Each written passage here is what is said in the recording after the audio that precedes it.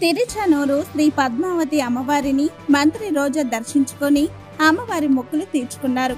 ఆలయ అధికారులు మంత్రి రోజాకు స్వాగతం పలికి అమ్మవారి దర్శన ఏర్పాట్లను కలిగించారు.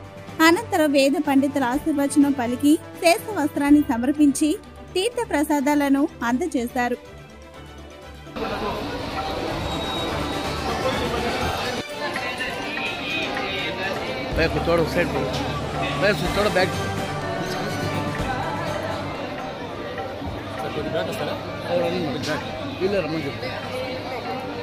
ప్లీజ్